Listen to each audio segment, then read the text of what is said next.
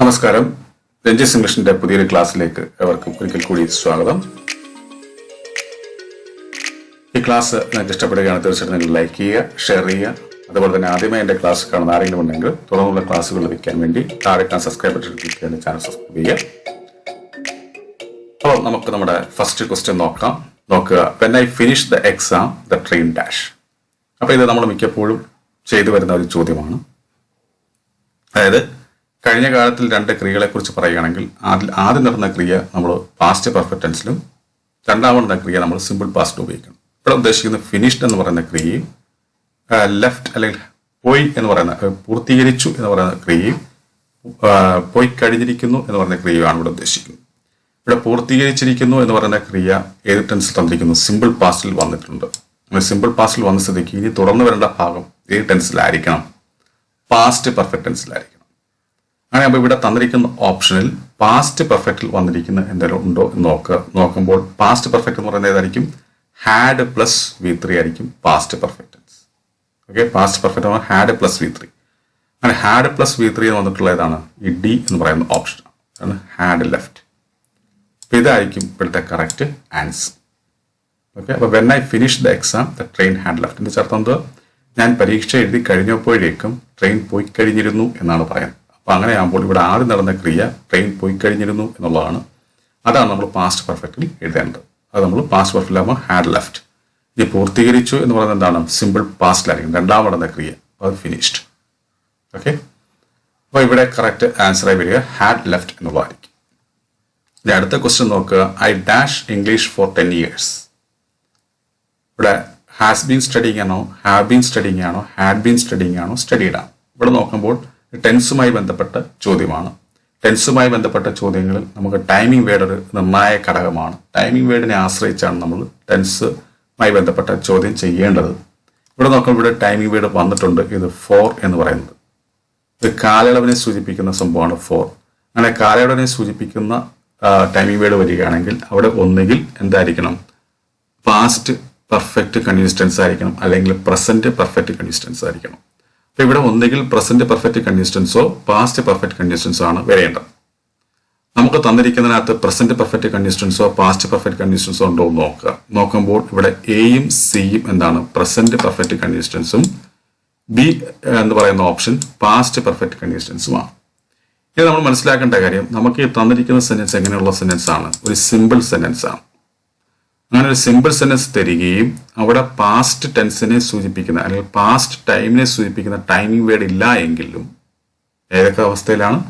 ഒന്നുകിൽ നമുക്ക് തന്നിരിക്കുന്ന സെന്റൻസ് എന്തായിരിക്കണം? സിമ്പിൾ പ്രസന്റ് ആയിരിക്കണം. ഒപ്പം അവിടെ പാസ്റ്റിനെ സൂചിപ്പിക്കുന്ന ടൈമിംഗ് വേർഡ് എന്ന് വെച്ചാൽ പാസ്റ്റിനെ സൂചിപ്പിക്കുന്ന ഏതെങ്കിലും പാസ്റ്റിന്റെ സമയത്തെ സൂചിപ്പിക്കുന്ന ഏതെങ്കിലും വാക്കുകളോ ഇല്ലാതെ വരികയും ചെയ്തു കഴിഞ്ഞാൽ അവിടെ നമ്മൾ പിന്നെ പ്രസന്റ് ടെൻസിലുള്ള സംഭവം നമ്മൾ പരിഗണിക്കാവും. ഇവിടെ നോക്കുമ്പോൾ ഇവിടെ പാസ്റ്റിനെ സൂചിപ്പിക്കുക ഫോർ എന്ന് പറയുന്ന വാക്കുകൊണ്ട് നമുക്ക് പാസ്റ്റിനെ ആണെന്ന് പറയാൻ പറ്റില്ല. കാരണം ഫോർ നമുക്ക് എവിടേക്ക് ഉപയോഗിക്കാം?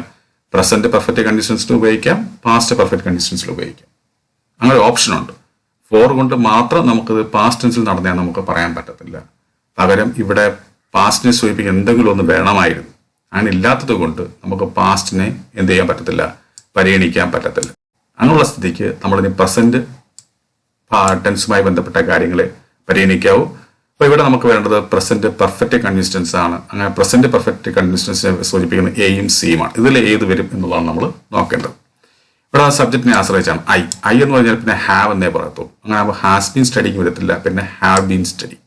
ഇവിടുത്തെ കറക്റ്റ് ആൻസർ സി എന്ന് പറയുന്ന ഓപ്ഷനാണ്. അപ്പോൾ I have been study English for 10 years എന്നുള്ളതാണ് ശരിയായിട്ടുള്ള ആൻസർ. ഇനി അടുത്ത ചോദ്യം നമുക്ക് നോക്കാം. The earth dash around the sun. ഇവിടെ ഉദ്ദേശിക്കുന്നത് ഭൂമി സൂര്യന് ചുറ്റും വലം വെക്കുന്നു എന്നാണ്. അപ്പൊ ഇതെന്ന് പറയുന്നതാണ് ഒരു പ്രപഞ്ച സത്യമാണ്, ഒരു യൂണിവേഴ്സൽ ട്രൂത്ത് ആണ്.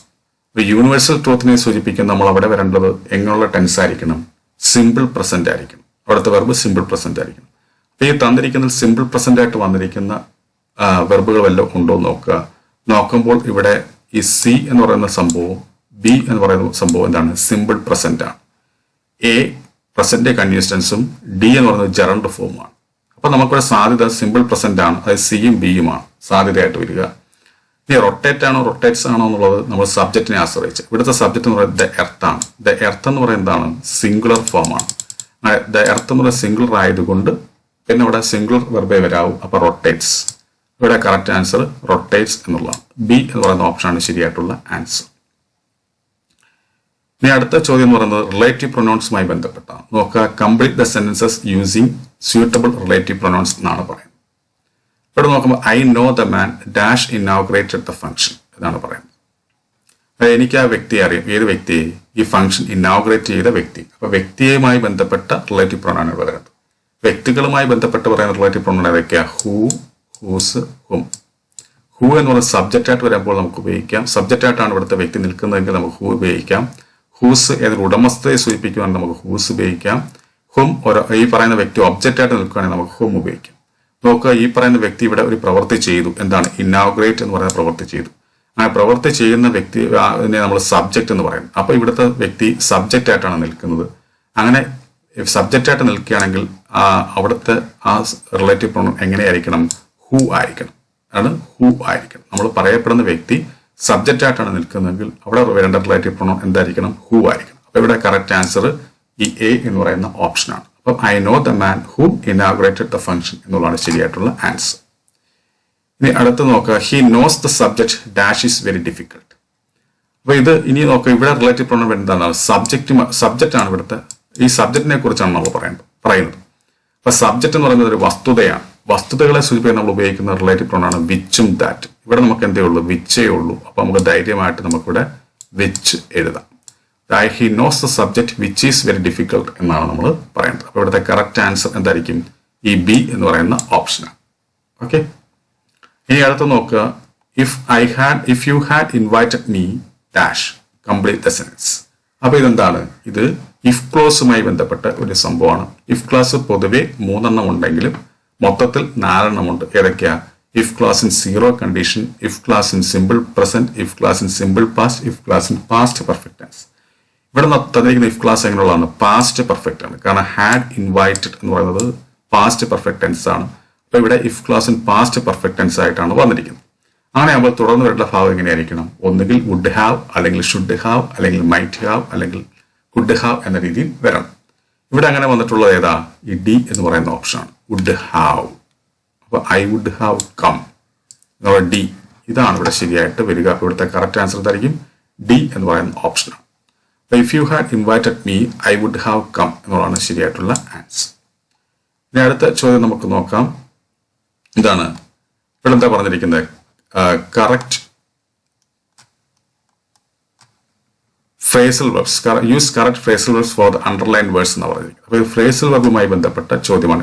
സെന്റൻസ് തന്നിട്ടുണ്ട്, ആ സെന്റൻസിൽ ഒരു വാക്ക് അണ്ടർലൈൻ ചെയ്തിട്ടുണ്ട്. ആ അണ്ടർലൈൻ ചെയ്തിരിക്കുന്നതിന് യോജിക്കുന്ന എന്താണ്? ഫ്രേസൽ വെർബ് എടുത്തെഴുതാനാണ് പറഞ്ഞിരിക്കുന്നത്. അപ്പോൾ നോക്കാം, the old man met his enemy yesterday എന്നാണ് പറഞ്ഞിരിക്കുന്നത്. അപ്പൊ മെറ്റാണ്, കണ്ടുമുട്ടുക എന്നാണ് ഇവിടെ ഉദ്ദേശിക്കുന്നത്. ഇവിടെ ഓപ്ഷൻസ് തന്നിട്ടുണ്ട്: put across, put off, put on, came across. Put across എന്ന് വെച്ചാൽ എന്താ? ആശയവിനിമയം നടത്തുക, അല്ലെങ്കിൽ കമ്മ്യൂണിക്കേറ്റ് ചെയ്യുക, അല്ലെങ്കിൽ വിശദീകരിക്കുക എന്നൊക്കെയാണ് പുട്ട് അക്രോസ് കൊണ്ട് ഉദ്ദേശിക്കുന്നത്. പുട്ട് ഓഫ് എന്ന് പറയുമ്പോൾ എന്തായിരിക്കും? പിന്നത്തേക്ക് മാറ്റി വെക്കുക. പുട്ട് ഓൺ എന്ന് പറയുമ്പോൾ വിയർ, അണിയുക. കെയിം അക്രോസ് എന്ന് വെച്ചാൽ എന്താ? അപ്രതീക്ഷിതമായി കണ്ടുമുട്ടുക എന്നാണ് കെയിം അക്രോസ് കൊണ്ട് ഉദ്ദേശിക്കുന്നത്. ഇവിടെ അതാണ് ഉദ്ദേശിക്കുന്നത്. അപ്പൊ ഇവിടുത്തെ കറക്റ്റ് ആൻസർ എന്ന് പറയുന്നതായിരിക്കും ഈ ഡി എന്ന് പറയുന്ന ഓപ്ഷനാണ്. കെയിം അക്രോസ് എന്നുള്ളതാണ് കറക്റ്റ് ആൻസർ. അപ്പൊ the old man came across his enemy yesterday എന്നാണ് വരിക. ഇനി അടുത്ത ചോദ്യം നമുക്ക് നോക്കാം.